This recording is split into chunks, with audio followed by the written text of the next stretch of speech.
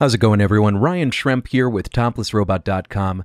Just thanking you for listening to this podcast, and I wanted to let you know that we're building a podcast network. We currently have 3 podcasts: Animated Opinions, Cosmic Love, and Topless Robot Podcast. If you're enjoying this podcast, please check out our other podcasts. And if you're enjoying these podcasts, it would mean a lot to us if you look us up on iTunes and leave a review. That way other people can find our podcasts. Or share it with your best friend. Nothing's better than sharing podcasts that are awesome with people who are awesome. So, thanks for listening, and here's the episode. ToplessRobot.com presents...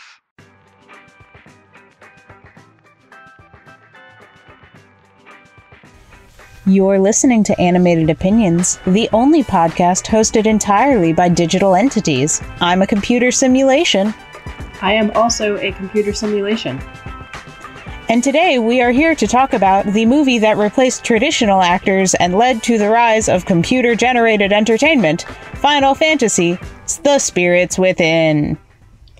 I wouldn't say that it... I don't...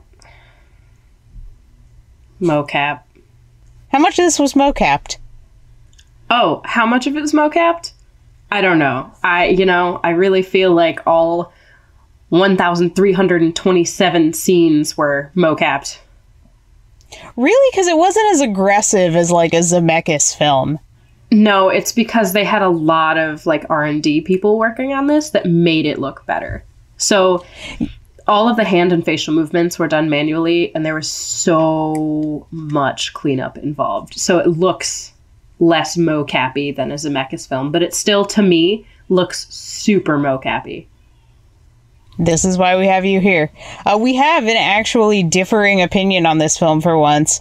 I think for a 2001 entirely CG film, it looks pretty good. 137 million goes a long way, but it's a good-looking film for 2001.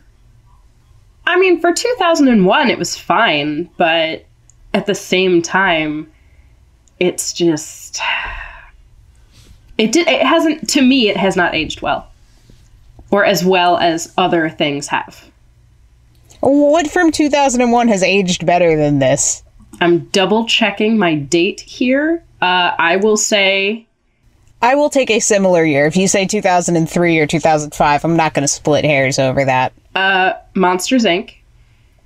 Oh, that's fair. Shrek. Yeah. Okay. Shrek has aged pretty well. Those are the 2 3D films that come to mind. I respect that opinion. I would argue some points on Shrek, but we'll save that for the day we watch Shrek. Monsters Inc. definitely aged better than Shrek did. Oh yeah, but 100%. I feel that Shrek and Monsters Inc. both aged slightly better than Final Fantasy: The Spirits Within. Monsters Inc. definitely did. I respect that opinion. Okay. Who's the award winner, though? Fuck you, it's Shrek. Yeah, great. Thanks, Shrek. I'm glad that you made infinite money and won awards versus probably the nicest Pixar film, the one that is the best. Somebody once told me the world is gonna roll me. But we're not talking about Shrek. No, we are talking about Final Fantasy: The Spirits Within, which I chose because I didn't want to put Emily through Final Fantasy Advent Children, which requires previous knowledge of Final Fantasy games and also is a very edgy anime film. I kind of regret choosing this one just because it isn't as batshit what the fuck as Advent Children turns out to be, though it has its moments. At any rate, video games. Final Fantasy, great series, really only has a couple of clunkers out of a 20-ish game lineage. There's only a few that I would say, don't play that, it really isn't going to jive with you. They span a genre and a half, I guess. They're all RPGs, one of them's an MMO, you get the point. And then there's a bunch of spin-off games too, which you should probably just ignore on the whole, unless they're on the Game Boy Advance, but it's a great role-playing game series, and this movie has, next to nothing to do with literally anything you ever do in a Final Fantasy game. It's amazing how none of this, there's nothing that happens that would happen in a Final Fantasy game. The things that are really similar are the designs of the metropolitan areas, of the technology that they use in terms of outfits and guns and armor, and things that are reflected later on in Final Fantasies 10, 13, and 15, which is weird. I know it's only the odd numbers, but 12 kind of diverted from the look and feel of previously established Final Fantasies because they moved the setting to somewhere really interesting.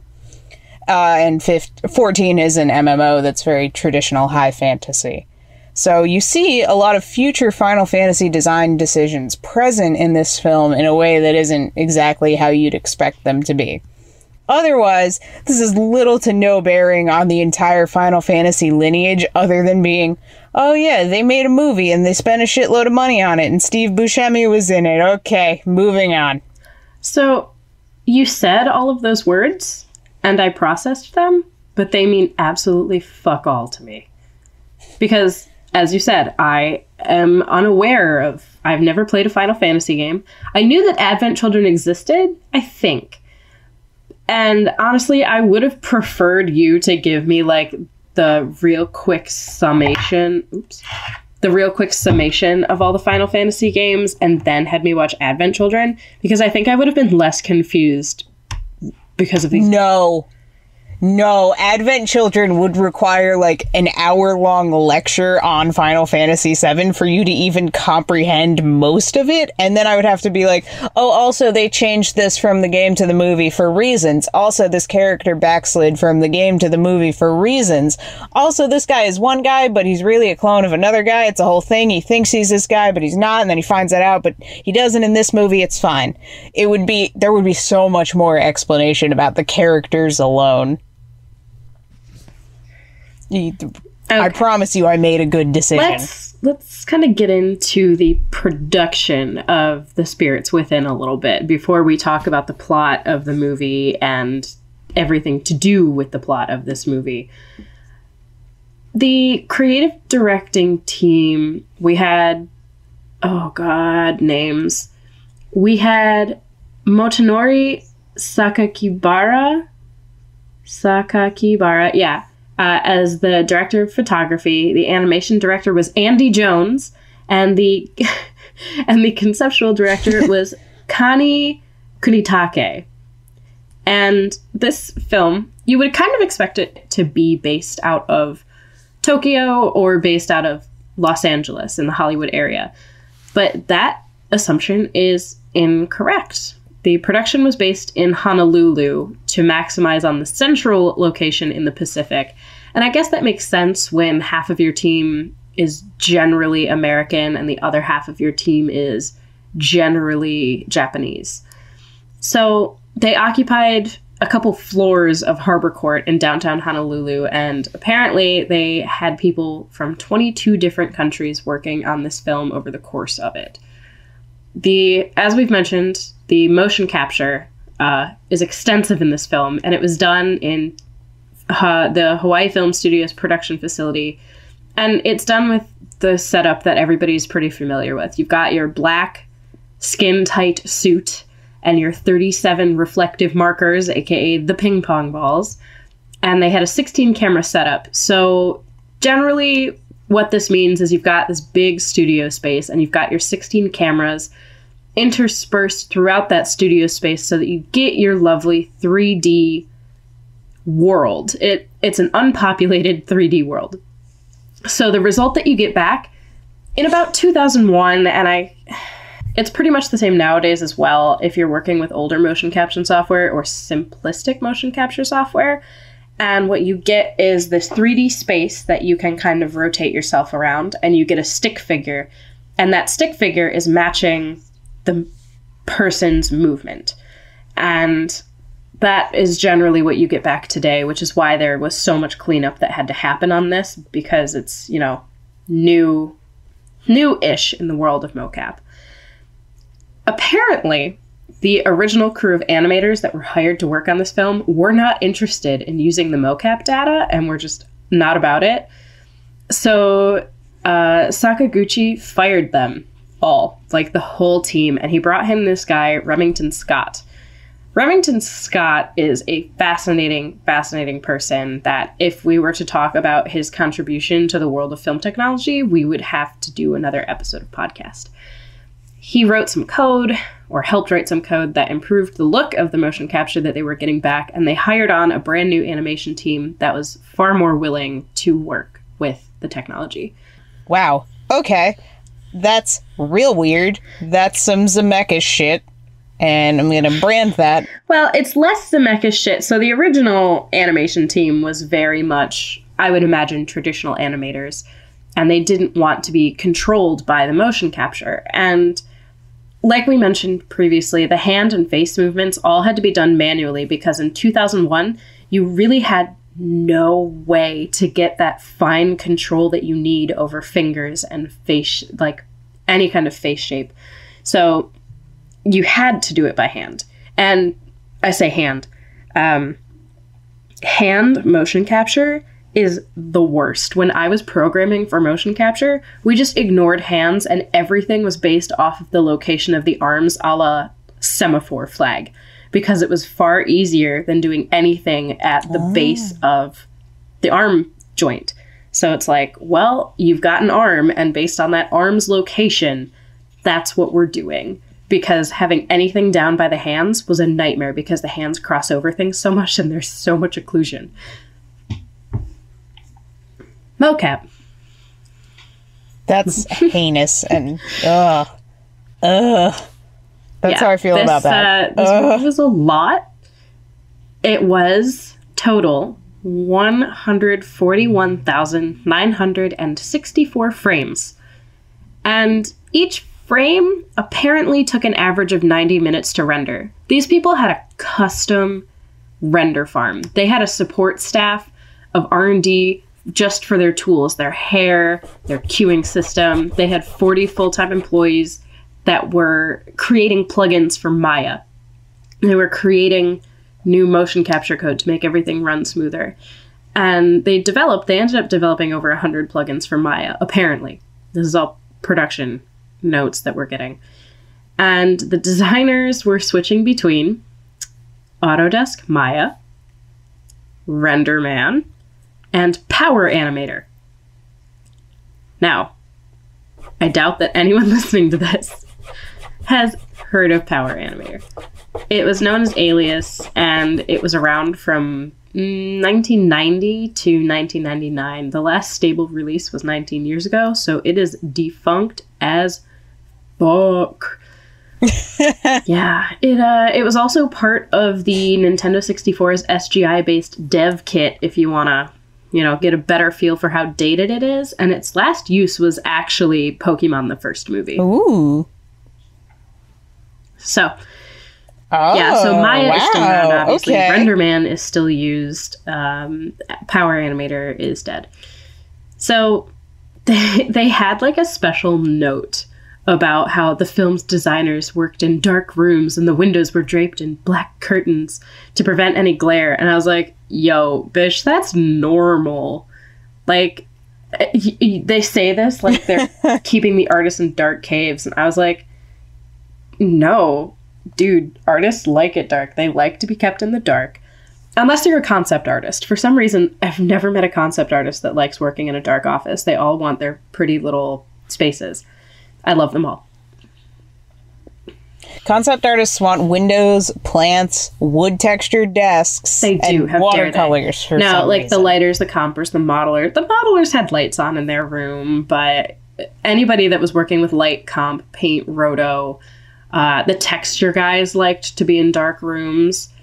The animators had like a dim room, like a twilight room. They didn't want to be in the pitch black, but they didn't want all the lights on.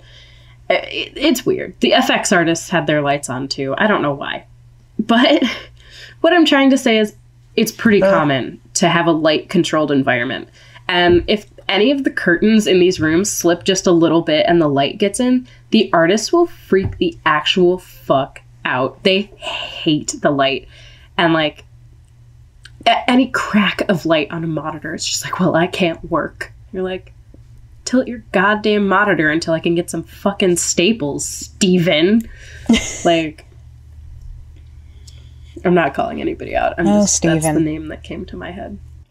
So their custom render farm was almost 1,000 workstations, and they were rendering each of this film's frames, because none of this movie was done using photographs. It was all done using matte paintings. There were no photographs used. Everything was hand done. And yeah, a shot was built with anywhere from 9 to 498 composite layers. I don't know who the fuck thought that was a good idea, because it's not. And I look at some of the shots from this movie and I was like, how many fucking composite layers was this hot garbage? Oh, you know, the scene where she meets all of the aliens in her dream was like 495 composite layers. Oh, absolutely. Yeah, there was a staff of 200 working on this, and it took 4 years to complete. Yeah, and we're definitely going to talk about this, because I know you talk about this. Obviously, the most intensive part to render was Aki's hair.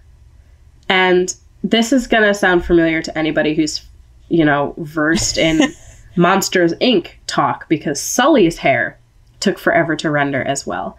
And Sully was Disney Channel. Yeah, thank you, Pixar and shit. Sully's hair was shorter, though, and it was denser, and you can kind of clump it out. But Aki has 60,000 individual hairs, and they actually wrote in-house a software to create her hair, and it determined how the hair looked and moved. And this was huge. There was no good software. There was no existing software to create long hair.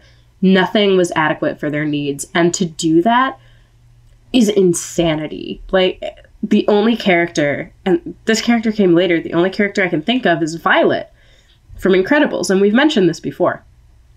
Yeah. But her hair still did not behave like hair. It behaved more like cloth, in my opinion. And I'd love to see how that was done, but I never will. So this film was 15 terabytes of art. Oh, God, in the 90s? Jeez. That was an expensive... God. That expense alone had to be a good chunk of their budget. Like, sure, you've got to pay your artists. Oh, yeah. But, man, just to store that? And there are physical drives, because they have to have backups. Oh, yeah, 100%. Oh, God, yeah. So there's like 30 terabytes minimum floating around. How many floppy disks is this film on? The film comes shipped to you. It's in like 10 boxes, ordered 1 out of 1,000. It's like the actual Final Fantasy game where it's on 2 discs. Oh, 2 whole discs. See, I versus know. infinite floppies. She does know, folks. She knows that one of them had 2 discs. Yeah, the first one, right? Oh, God. Emily. What? The first Final Fantasy was on the Famicom. It took cartridges. The first 6 Final Fantasy games were on cartridge-based systems. Get out of here. I am gone. You're doing the rest of this on your own. Okay, fine. The movie happened. Let's talk about video games now that Emily's gone. Oh, shit. No, I'm back. Yeah. I'll save you all. All right. So we've gotten all that boring production shit out of the way under half an hour, shockingly.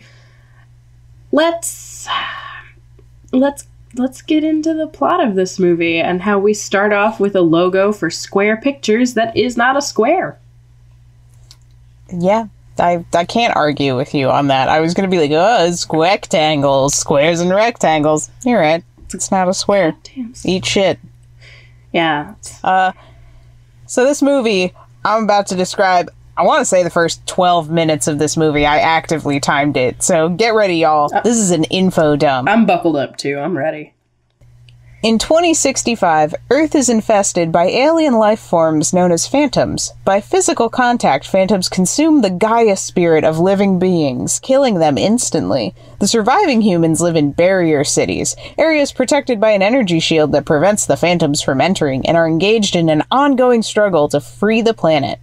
After being infected by a phantom during one of her experiments, Aki Ross, played by Ming Na, and her mentor, Dr. Sid, played by Donald Sutherland, uncover a means of defeating the phantoms by gathering 8 spirit signatures that, when joined, can negate the phantoms. Aki is searching for the 6th spirit in the ruins of New York City when she is cornered by phantoms, but is rescued by Gray Edwards, played by Alec Baldwin, and his squad Deep Eyes, consisting of Ryan Whitaker, Ving Rhames, Neil Fleming, played by Steve Buscemi, the Bay, and Jane Proudfoot, played by Perry Giplin. Proud feet.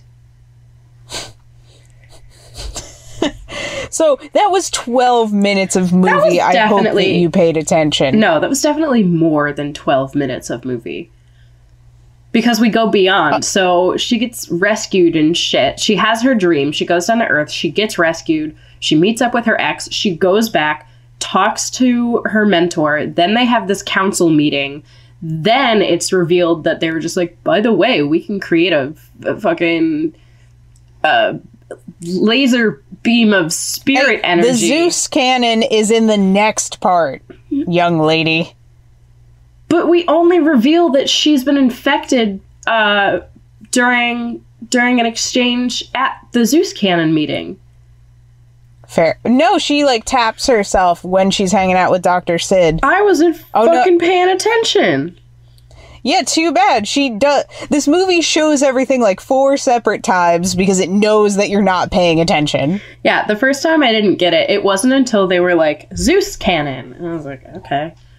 Yeah, my first opinion of this movie was that it looked like a really good video game cut scene. But nothing was screaming feature film. And I'm sure, had I seen this in 2001, it would have looked fantastic. But the physics aren't correct. It's stiff, and it's just that slightest bit unnatural to me. It doesn't ever take me into the uncanny valley that people talk about all the time with motion capture, but it does take me out of the experience. And there's also a really shitty camera shake that does that too. I respect that. Watching it did make me think about how only recently in video games have we gotten away from the cutscenes looking like this. Whether they're pre-rendered or rendered in-engine, only recently have we risen above this standard of quality. In the last year, I would like to say, games have come out with cinematics that I'm like, yes, this is beautiful. This is really a quality film that I'm excited to watch right now. Rather than, oh god, let me jam X, this is so poorly animated, And still, even in Final Fantasy 15, they didn't get the hair as good as Aki's hair is. The hair in Final Fantasy 15 is very coarse, and it moves as units. In the movie that they did for Final Fantasy 15, it's gorgeous, but in the actual game, it's not very pretty in comparison to something like this. So, it's good for a video game property. Okay. I don't play a lot of video games, folks. It's okay. Yeah. The skin texture is really grainy, though. That was the one thing that kept bothering me while I was watching the movie. I just, wanted to touch everyone's face. And I know why. So, the reason for this is because it's hand-painted. So, it is just one surface. There's no... I'm trying to think of, the fastest way to explain.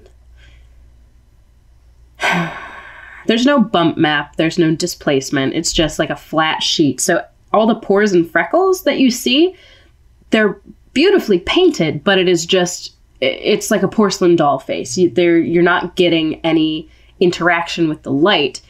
And a lot of the time, nowadays, you can digitize that, and there's stock of skin textures, and you can make your own bump maps and stuff really easily. But you digitize a real person when you do that kind of mocap now. And I know that, it's not easy to do, but it's not the hardest thing in the world. And that's a very common process. So in Spirits Within, when you have that flat painted surface texture, there's nothing for the light to interact with in the scene. There's no, subsurface scattering that makes the skin look alive because there's a flat surface. The light isn't bouncing around, reflecting in the surface of the skin to give it that lifelike glow that we see with, modern day and Yeah, I would say within the past 10 years, skin lighting in games and film. That's really interesting because it explains this movie has a lot of odd lighting decisions as far as using harsh light on these characters go, and it makes them look significantly faker. And that explains it because there's nothing going into the textures on the face. They look so flat and mannequin-like if they're not lit very softly. Yes, the soft light does all the favors. And whenever the light is soft, it's usually also really cool, which helps. Like cool colored. Yeah. I mean, it looks cool, but it's cool colored. Like blue. No, they keep it really blue. The only time that they use warm lighting is when the phantoms are doing something particularly sinister. They're cool. They're so cool. The phantoms are predator-esque aliens. They are invisible until they're shot or injured, and then they have this strange translucent effect where you can see the contours of their body and you get their whole shape if they're shot enough. It's very exciting to watch. It is definitely the best part of the movie. Yeah, they are fascinating to look at. I really, really, really like how they're handled. And I also like that we can still breathe on Earth. Yeah, I don't think the phantoms do anything but steal your life energy, so I guess it's fine. Yeah, I just think it's funny that, like, whenever you see post-apocalypse, it's always just like, by the way, we can still breathe on Earth, everything is good, woo! Yeah, you gotta just put that out there for everyone to know. Yeah, I just need everybody to know that you can still breathe on Earth. Deep Eyes, the military squad that's introduced right at the end of this plot summary, has armor that's really similar to the Niflheim armor in Final Fantasy 15 and in Final Fantasy 13, which is super dope to see that design decision get carried through a bunch of games later. Like, those two games didn't come out until the 2010s, and yet you're still seeing the same design tenets held up by the Final Fantasy teams. Yeah, Alec Baldwin is, what's his name? Yes, he is Gray. Thank you. Yeah, I was very invested in all of the characters and their character arcs. They only say most of their names once, except for Aki, whose name we hear 100 times. Yeah. I'm not a huge fan of Alec Baldwin as a voice actor in anything, not just this, just in general. And I thought he did all right. I mean, nah, I'm just not a fan. And Steve Buscemi does what he does. You can't, he does great. You can't disguise his voice. Sorry, you can't disguise his voice, and you can't disguise Alec Baldwin's voice, and you can't disguise James Woods' voice, but we'll get to him later. And it took me forever to figure out who I thought Alec Baldwin looked like. I have the note, why does Alec Baldwin look like the shitty DC Universe Batman? Who is that guy? And then immediately I was just all about Donald Sutherland.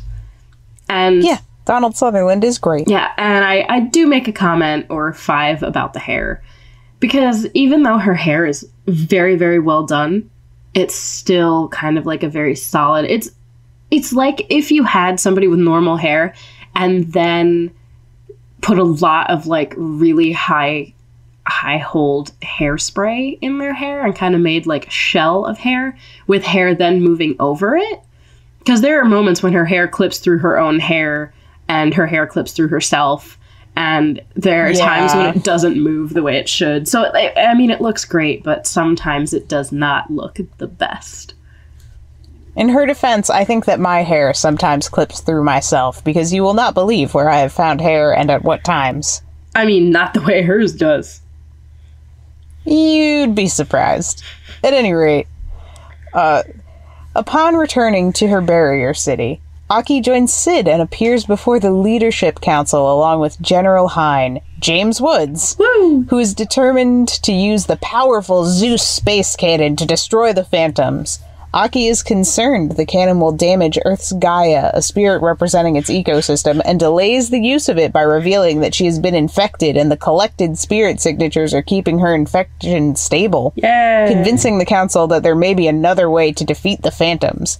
However, This revelation leads Hein to incorrectly conclude that she is being controlled by the phantoms. Aki and the Deep Eyes squad succeed in finding the seventh spirit as Aki's infection begins to worsen and she slips into unconsciousness. Her dream reveals to her that the phantoms are the spirits of dead aliens brought to Earth on a fragment of their destroyed planet. Sid uses the seventh spirit to bring Aki's infection back under control, reviving her. So, I don't remember half of this happening, because it happens in a really bizarre way. It was a lot for me to understand that, like, everything has a soul, sure. Ghosts, okay. Well, this is where I was just like, these are ghosts, because everything has a spirit, and if the spirit's something, something, something. It was just a lot to handle all at once, and then they're just like, we're gonna go find the seventh spirit. And Aki's just like, I'm getting sick.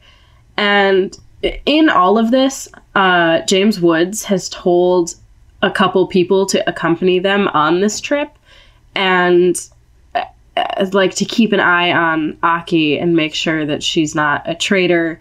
And so there's that. And then they also shoot her, but she's totally fine. So I guess we've got a lot of non-lethal weapons. And there's a bird, and there's... This is a great plot summary, and I'm sure that our listeners are getting a lot out of it. Yeah, I mean, the plot summary is fine, but it's covering alternately a lot, but not enough. Like, it hits all the major points, but, well, yeah. No, that is a fairly accurate description of what's wrong with this movie, is it somehow moves insanely slow, and then when you're like, wait, excuse me, please explain this, the movie hand waves it away as a part of the Gaia lore. They're just like, yep, it's magic. But not... It is indeed magic. It's not like magic, it's spirits. Spirit magic. Yeah. But, there's a line, I forget who says it, but I think it is Steve Buscemi. He's like, we are like Galileo. I was like, oh boy, that's some hubris. That is some hubris there, my friend. When Aki goes to Mars, the textures get amazingly terrible. Or her dream planet. Okay. She dreams on an alien planet, and it looks like Mars because it's red, so I just assumed it was Mars. The texture is terrible. Yeah. And yet, I was like, oh, this looks better than Mars Needs Moms because the characters don't make me want to throw up as much. Yeah, that's the failing of Robert Zemeckis being a live-action director trying to direct an animated movie, I think. But yeah, these textures do not look great.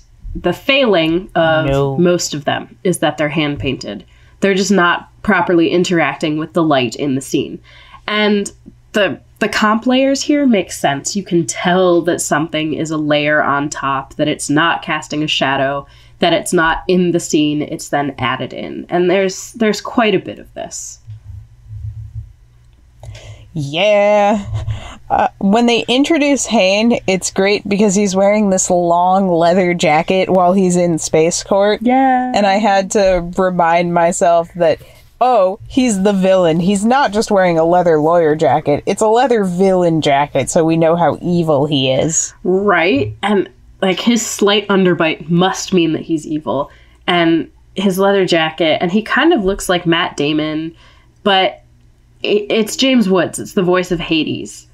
So whenever Hein speaks, all I can hear is Hades. And there are some lines where it's more obvious than others, but he opens his mouth to say something evil, and I've just got this blue-haired villain in my head, and it's just so unavoidable. And this is the moment, thinking about Matt Damon, that I remembered who I thought Gray looks like. And the answer is it's Ben fucking Affleck. That is a fair point. Alec Baldwin. He does look like Ben Affleck. Alec Baldwin looks like Ben Affleck in this movie.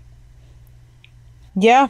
Yeah, I can totally flex with that. Like, I think whoever was doing the character model looked at a picture of Ben Affleck and went, I'd fuck him. And then... Yeah! Yeah. I do love the Deep Eyes crew. I think that they're really cute, and their interactions make the movie a little bit better. No opinion.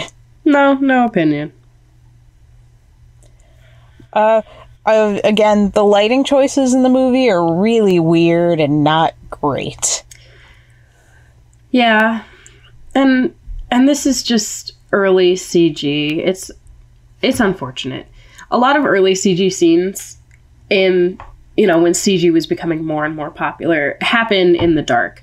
And if something does not look good, the solution is to put it in the dark because there's less light for something to interact with. And it's harder to tell that it looks fake. So in Jurassic Park, a lot of the scenes with the T-Rex, where the T-Rex is CG, it's dark. Or there's something in the way. It's obscured by something. It's either obscured by rain or it is obscured by a lack of light. Until the end. Huh. Think about it. When you're first introduced to it. So you're less focused on when it doesn't look perfect. You're more focused on it's a dark, stormy night and you're being terrorized by a T-Rex. That's one example. I would also like to call back to 2001 when Harry Potter and the Sorcerer's Stone was released, I believe. And there's that, oh no, fuck you, I will never let this go. That scene with the fucking centaur, and it looks like absolute hot fucking garbage. And they set it in the fucking dark in a forest so you don't have to worry about light pretty much at all. And they just make it blue. Because it's a nice, cool color of light, and it's not going to bounce around a lot, so it doesn't have to look good. And then, rendering shadow fall off can be a bitch, but, like, at this level of production, when you had the people that were making this film, you don't have to worry about it. They had a team that knew how to handle the coding, and they knew how to make it look good. So I wasn't worried about that. When you're coding it yourself, it's hard. And it's pretty standard now. You don't have to worry about soft shadows when you're rendering out light. But when you're doing it yourself, in 10 weeks, it's not fun. So shout out to these people. Oh, for sure. Jeez. Fuck Harry Potter and the Sorcerer's Stone Centaur. Moving on. We can move now. To complain about something different for a brief moment, somehow it felt like nothing was happening ever in the movie. Like, the script does not give it enough gravity. I didn't feel in a rush or that I needed to care, and that made it very hard to pay attention. Yeah, I really don't care about a lot. They didn't build stakes very well right at the beginning. It took a while to establish, like, this is Aki, this is the mission that she's on. But I didn't feel the sense of urgency, and we didn't see a phantom straight murder somebody until very close to the end of the film. Yeah, yeah.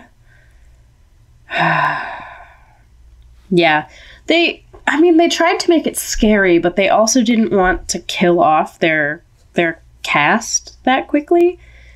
I think so. They you gotta waited. Open with the phantoms destroying the Earth before Aki. Like, the phantoms wreck a town fair or something and kill everyone in an instant. Yeah, I want to see some cost. I want to see that there are consequences to all of this. I want to see carnage, baby. I also would like to see carnage. Yes, I feel terrible saying that, but show me some goddamn alien murder. They did a close-up on her eye in one of the scenes, and her eyelashes are so clumpy. They're clumped together at one side of her eye. They went for realism stylistically with this film, and yet her eyes are straight off of an anime character. They tried. They really tried. They tried. They definitely tried. And this, it was definitely just like a real close-up. You can see that the skin texture is hand-painted and that there's no light interacting with it the way it should be. And I think this was just really, really carefully hand-animated. Ooh. Yeah. Interesting. For sure. I like it. Yeah, there was also... This this is where I kind of started to realize what I did not like about this movie. And I know that sounds awful, but it was the faces. So the faces and the hands were done beautifully. The faces and the mouths, all of that was hand animated because motion capture. But the mouths were really, really throwing me off because the eyes were beautiful and expressive. And their eyebrows, you know, they worked really well. But at the same time, their mouths were not moving enough of the face geometry to make it believable. And I think when you have a hand-painted texture like they have with the skin, it makes it a little more complicated because then it won't deform the way you want it to. So I think in this case, pushing the animation would have made the characters more lifelike, but then you'd also ruin the realistic look of everything. Like, they're trying to go for this very realistic look without interference, but you're losing the performance of your actors by not pushing the animation in the faces. I fully agree with that. The faces did not move very much, but I feel like it's what saved this from being an Uncanny Valley film, is that the acting choices did happen and they were subtle. There was a lot of emotion, there was blinking. Especially on Alec Baldwin's face, you could see that they had his eyebrows and his face rigged to move and really express things when he was reacting. I appreciated it. Again, 2001, realism, etc., etc. It was as realistic as they could make it without going full cartoony. Yeah. To me, this never reached Uncanny Valley because it was, 2001. Exactly. I also really liked the way that they shaped Aki. I thought that she was a realistic body shape. She wasn't too slight. She wasn't too cinched waist. She didn't have gigantic boobs. That was one of the few things where I was like, yes, thank you. Someone cared. I mean, if you've ever seen Ming Na as a person, she's tight. Is the only way I can think to describe it. She's like a well-coiled... She's like a snake. Like, she is... I like it. She's like... This woman could kill me, is what I'm saying. Yes. Ming Na could destroy me. Look up a picture of her. She's like a kung fu master. I'm looking her up right now. Please do. You're about to have a revelation. I actually want to look at a picture of her. Oh, dang. Ming Na Wen. Yeah, she's great. I love her. She's actually, like, she could kill you. Yeah, she could. Oh, she went to Carnegie Mellon. Wow. Smart and deadly. Nah, she's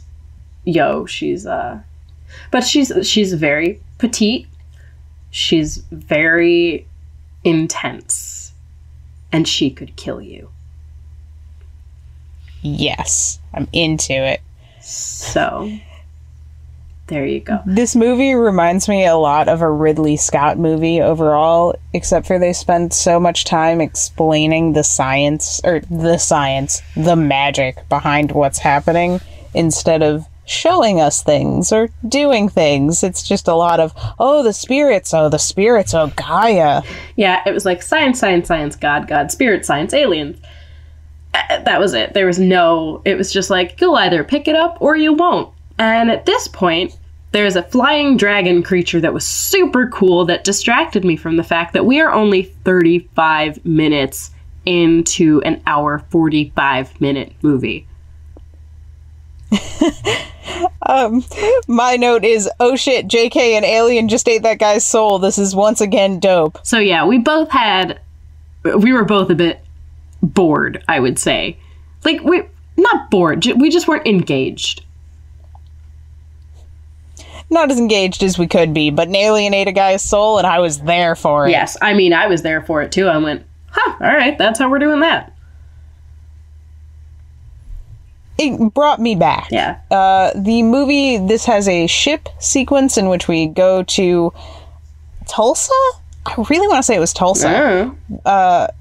And aliens have ravaged the location, and they have to fly away through a giant dragon alien.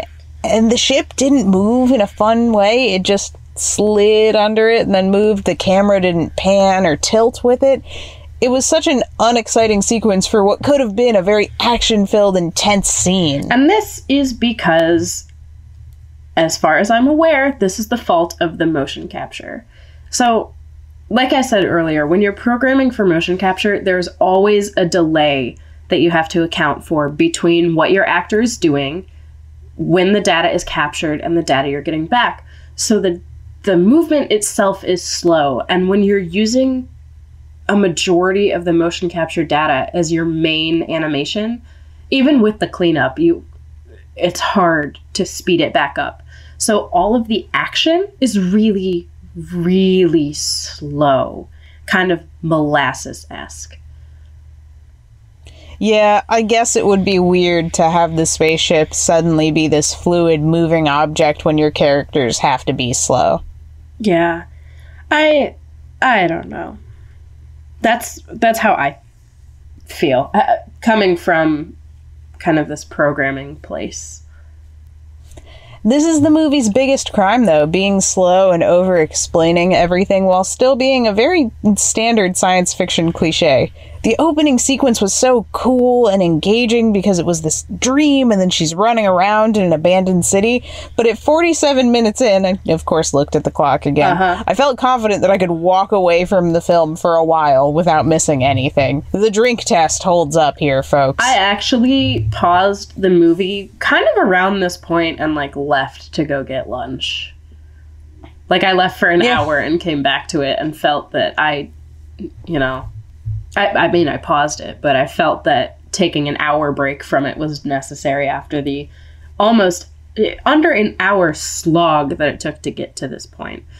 And now we start kind of picking up a little bit here, plot-wise and action-wise, because our villain decides to make some very shitty decisions and doom people, I guess. So there are actual consequences that happen. People start making decisions to get what they want, and of course it doesn't end well. To scare the council into giving him clearance to fire the Zeus cannon, Hein lowers part of the barrier shield protecting the city. Though Hein intended only for a few phantoms to enter, his plan goes awry and legions of phantoms invade the entire city.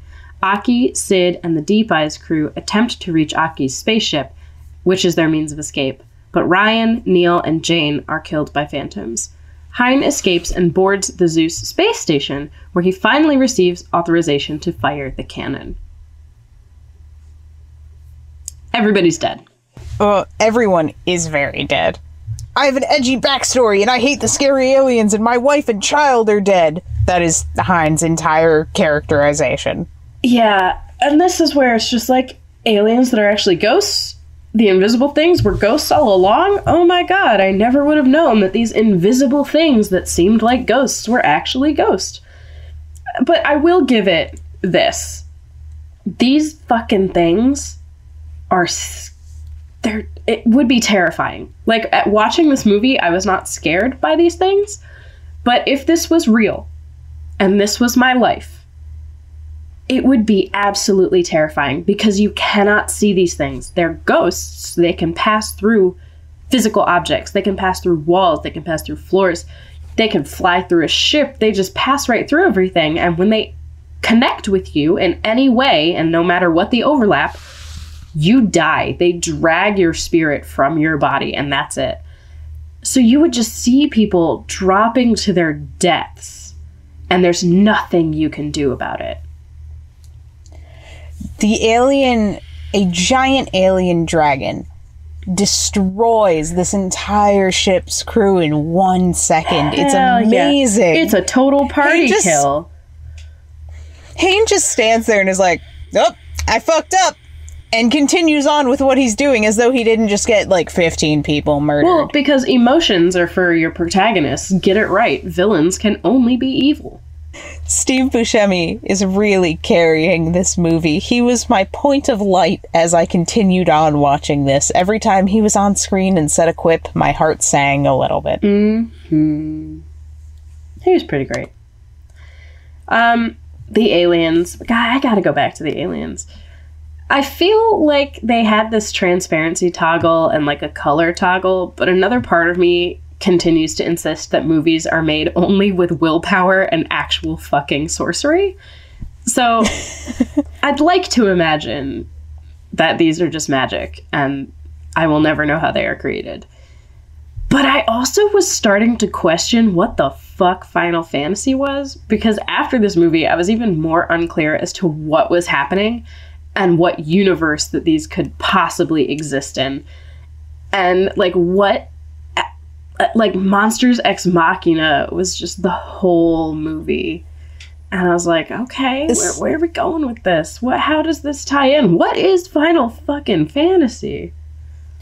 So minus the Gaia lore. The Gaia lore is totally something that is in the Final Fantasy games and is present throughout. The general mysticism, yes. Okay. The collecting spirits, totally something that would happen in a game.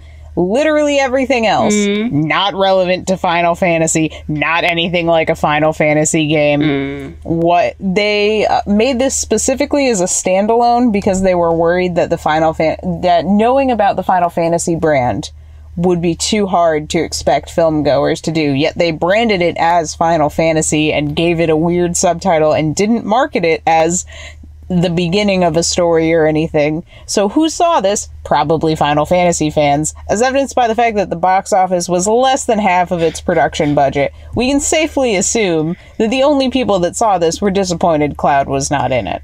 But who the fuck is Cloud? He's the blonde one with the big sword. Hold on.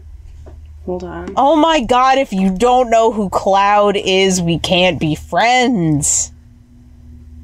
Got him. We're good. I looked him up. God doesn't know who Cloud is. He's good. Also, a real note from me watching the movie. Aw, fuck. There's a lot of aliens. No, my favorite character. What the fuck? That was when they killed Steve Buscemi. So, my comment under that, I just was reading your notes while I was watching this, and I was like, oh man, it's Stevie B, isn't it? Nope, it's the black guy. Nope, Stevie B and Jane. I also hated Aki's shoulder pads because they served no purpose. Like, her costume had shoulder pads that were stupid. But she also has this moment of, why can we see the aliens now? And all I could think was, because it furthers the fucking plot, Aki. Of course, Aki. Aki is great. Everyone else wears full armor as if that's going to save them from the big scary aliens who can just gently swipe a hand through you and take your entire soul and living essence. Hell yeah. However, everyone else wears full body armor because they're trying to prepare for battle. Aki puts on shoulder pads and is good to go. Her shoulder pads have existed forever, though. Like, they're just attached to her body. Maybe you'll know. What do the alien ghosts do with the human ghosts? I think they're a source of power. Like food. Okay. I would imagine the alien ghosts are trying to eat all the human ghosts in a futile attempt to come back to life because they're tormented by the fact that they're dead or half alive. The film does not bother to explain any of this. They have no interest in what the aliens are up to, other than that later on they're going to impregnate the shit out of Aki. Yeah, what the fuck? We'll get to that. Holy shit. So, Sid finds the 8th spirit at the crater site of the aliens' asteroid impact on Earth. That's how they got here, by the way. He lowers a shielded vehicle with Aki and Gray inside into the crater to locate this final spirit. Just before they can reach it, Hein fires the Zeus cannon into the crater, which destroys the 8th spirit, but also reveals the Phantom Gaia. Aki has a vision of the Phantom home planet where she's able to receive the 8th spirit from the alien particles in herself. When Aki awakens, she and Gray combine it with the other 7. Hein continues to fire the Zeus cannon, despite overheating warnings, and unintentionally destroys the cannon and kills himself.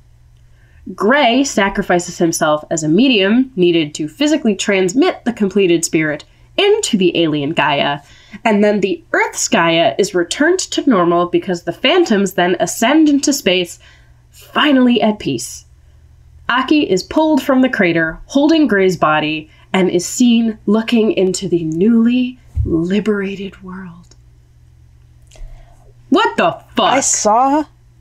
I saw the scene where the alien planet is restored, and I still, hearing you read that made me realize that there were 2 Gaia spirits this whole time, and one of them was for the alien planet. Mm-hmm. God damn it. God damn it. Uh-huh. I don't think I could pass a written exam on this movie. I think I could. I think I would distinctly fail. I think I could definitely pass a written exam on this, having seen it now. That's good. That's important. There's a spaceship scene in which Aki and Gray make out because there's hot, sloppy makeouts in this movie. Oh, they're also exes, so they're getting back together. They're getting back together to die immediately, so who cares? It is what it is. The ambient light in that scene is very pretty. They bothered to put in the little air floaties, and it looks nice. Yeah, it's fine. The cool color of the light and the softness of the light is doing them all the favors. At this point, they're making out and it's beautiful and romantic. I was still not over the fact that James Woods killed everybody. Just did a murder. No remorse. Did basically almost a genocide of humans. Did a genocide and then a suicide. Yeah, but he didn't mean to commit suicide. It was his hubris that ended him. It was his hubris, and it was his desire to get revenge for the aliens murdering his wife and daughter. Oh. I don't think the film spent enough time making him sympathetic in that sense. Nope. If he had come to the council with that argument of, my wife and daughter died, I need to protect Earth. I don't think at that point they would have given him permission to fire the cannon, but it would have made him a far more sympathetic character. Yeah, when he had the scene of wistfully looking at the photograph of his dead wife and daughter, I genuinely understood where he was coming from and got why he wanted to fire a giant space laser into it. It seemed like the only reasonable option. I want to fire a space laser.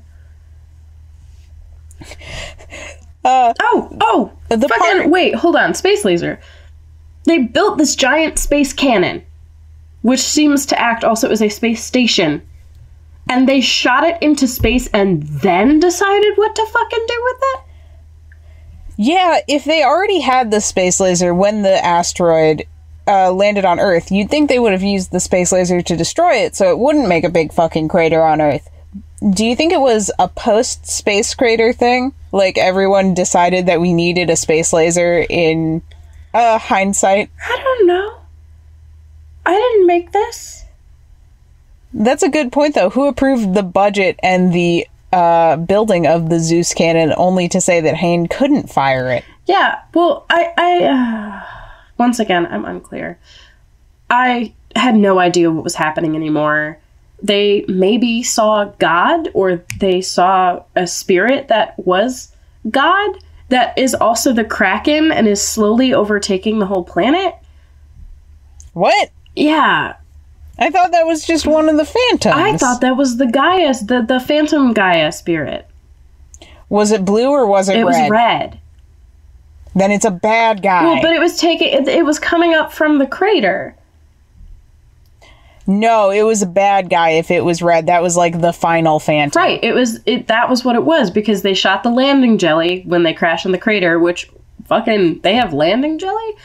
And so, yeah, science is not explained. I wish they went into it more. But basically, so Hain shot the laser cannon into the crater, and it made that huge, deep crack. And yes. And then it was just like, oh no, there's evil tentacles coming out of it, and they have to avoid the evil tentacles. And this is where Aki wakes up, and they're just like, oh no, we're all gonna die, and we have no way to transmit the spirit wave thing because their ship also gets destroyed. And hold on. And then the tentacles come up out of the fucking ground because Gray puts Aki down like the side of a cliff face so that she won't be overtaken by the evil tentacle jelly spirit thing. And he then becomes the sole conduit and dies. Yes. None of this is explained very properly. The best part of this movie is Gray is trying very hard to keep himself and Aki alive. Aki goes the fuck to sleep because she doesn't know what to do. So she passes out. And then the alien Gaia wraps its weird tentacles around her womb and like bings it. And then she wakes back up. And I had to pause the movie and go, like, I rewound it because it wasn't direct. Like, her womb didn't light up or anything. It just touched her in that area. I rewound it to make sure I wasn't being crazy. No, they touched her uterus or whatever. Fucking alien pervert. Yeah, it was gross. Like, I'm sure it's a metaphor. The alien, it was. Like, because Aki said something about, like, the ability to create new life or whatever. And, like, I'm sure the alien recognized her capacity as a woman to create new life, aka make babies by fucking Alec Baldwin, except then Alec Baldwin dies. Who cares? He does. 100%. I would be fucking horrified. Oh, and he was like a sperm because he was like a sperm because he carried the information into the Kraken, thus impregnating it with the good spirit. Alec Baldwin, sorry. Aki's like, it's inside me. And Alec Baldwin just goes, how do you know, Aki?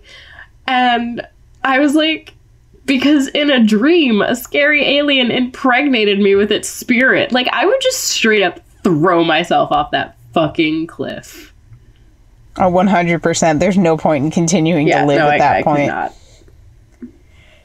This sequence definitely has some ADR explanations added in, and I don't know if they audience tested this movie or if someone watched it and had to stop them and ask, what the fuck happened in the last 10 minutes of this, you guys? I don't know. Probably all of that. So Aki does a voiceover that is very clearly the writers trying to explain what just happened on screen. I couldn't tell you where this voiceover happened because I was too busy trying to remember what the fuck was going on. And then Alec Baldwin died. The spirits as conduits is the one thing they didn't over-explain, and it's the one thing that was key to the fucking ending. Oh, absolutely. But at the same time, who cares? Because it's poetic enough that no one will ever give a fuck. Because personal sacrifice. Also, she, like, talks sometimes, and her lips move. But she's not, there's no sound that comes out. Like, there's no dialogue. So, like, when she and Alec Baldwin are getting brought back up and she's holding his body, it looks like she says something to him. It looks like she whispers something to the body, but there's no sound. I definitely think that was the victim of them recutting this final scene to make more sense. You know, but it happens more than once, though.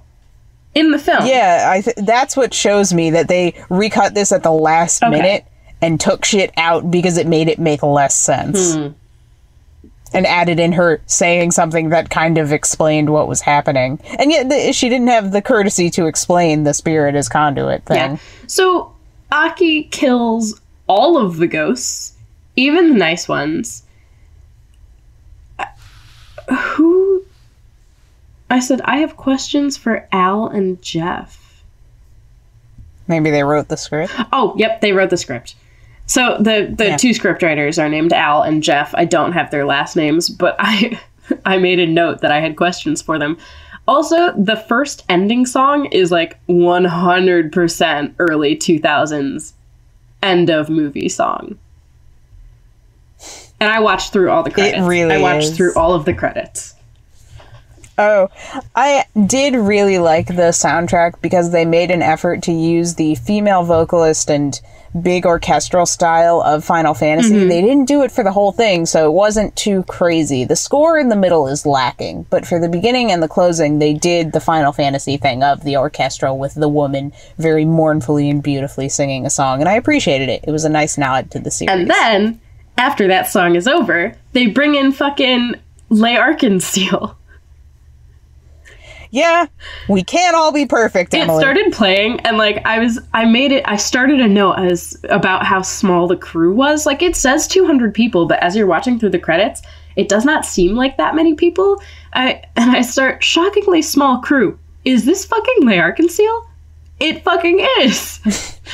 And, I was going through, I had to pause. I think it took me more time to watch through the credits than it took me to process any plot thing about this movie, because I started seeing names that I recognized. And I went back, I went on LinkedIn and I was like, I need to clarify this because maybe there's more than one. So I'm going through and I was like, yo, it's my boy. And I was just so excited. I was seeing all these people that I knew. And they have the really old Maya logo at the end of the credits. And E-Film, which is over in Hollywood, did something, I want to say like the coloring or the final, it doesn't matter. There's a place that got a special thanks that I ended up looking up because it's called Imari Takeout. And I went, is that a restaurant? So I looked it up, and I don't know if it's still in business, but it definitely is a restaurant that was very close to the studio. And this is going to be a very niche joke for everybody that worked on Guardians of the Galaxy 2 with me. But it must have been like the Mendocino Farms of this production. And I say that to give some backstory to this joke. So hold on, I have the hiccups now. Disgusting. Sorry. To give some backstory to the Mendocino Farms joke. We, on Guardians of the Galaxy, when we were working Saturdays, we would get lunch catered so that we didn't have to leave the studio for any period of time, and they could just kind of keep us all clocked in forever because it's visual effects. And towards the end of Guardians of the Galaxy 2, lunch was always Mendocino Farms sandwiches, and sometimes there would be salad. And it was to the point where everybody started joking that Mendocino Farms was an unofficial sponsor of Guardians of the Galaxy 2 and that they would get screen credit because they fed us so much food. So for Imari Takeout to get that special thanks, I really think that they just were there so frequently that they were just like, we have to give this place a shout out for feeding us. We absolutely have to. That's beautiful. I know. I love it. Yeah, so... God, sorry. So... You're good. Mendocino Farms. Ranking time. This movie is better than Izzy's Way Home, but wisdom tooth surgery is better than Izzy's Way Home, so who really cares? I would say that Death is better than Izzy's Way Home. So, yeah, this... right now, number 1, Final Fantasy, The Spirits Within. Congratulations. Number 2, Izzy's Way Home. Actually, great. You know what? Good. Number negative infinity, Izzy's Way Home. Number I is Izzy's Way Home, just so that way it can't rank as a number. Yeah, it doesn't deserve a number. It's imaginary. It doesn't exist. No one needs to watch Izzy's Way Home. Okay, this is going to sound terrible. I want so badly to work on an Asylum animated film so that I can be like, guys, what are we doing? Like, maybe we should not. Maybe we can make this better, you know? Good luck. That is a dream that I hope to never have to accomplish with you. No, come on. If I work on one, will you watch it? Of course I will. I will watch anything that has your name in the credits. I hate all the Marvel movies, but of course I'm going to go see them because your name was in the credits. I don't have to anymore, and I'm very grateful for that. It was only in the credits of Guardians of the Galaxy 2, so you really didn't need to see any of the others. God fucking damn it, Emily. I sat through all of Infinity War for nothing! Yeah. It's not worth very much. Unlike our sponsor, our own very personal service from us to you, Rideshare, in which we share a ride with you. Call us anytime, any place that happens to be convenient, and we will come in a car with you and be your personal ride sharers. We'll play our music over the aux. You might not like it, but you'll have to deal with it. We'll tell you fun facts about the places we pass, and about the local landmarks you may or may not know. We'll tell you long, rambling stories about our lives and children and grandchildren and trap you in a conversation while we're in a car for 40 minutes. Because this is what you wanted, right? You worked until 10 p.m. and now you have to get in a car with a stranger and they're going to ask you a bunch of questions about your day while you're just trying to get home. And you really should have taken public transit because at least nobody talks to you there and you can just listen to a podcast. But no, you had to share a ride with a stranger because it was more convenient and you're paying more for this, and yet you're stuck in a socially awkward situation. And you're equally with us, as likely to get murdered. True. Very true, in fact. With us, you're not as likely to get murdered. Our murder rate is significantly lower than that of your average rideshare driver. We talk about things that you might want to listen to based on the fact that you've listened to this podcast thus far. Yeah, what are you doing? And we smell good. Yeah. So if you'd like to support our podcast, please support us via a rideshare. Rideshare is only available in Washington, D.C. metro area and the Los Angeles area, depending on our work schedules and also depending on whether or not we actually want to get in a car with you. You're subject to a background screening along with whether or not we want to spend any time with you. Thank you.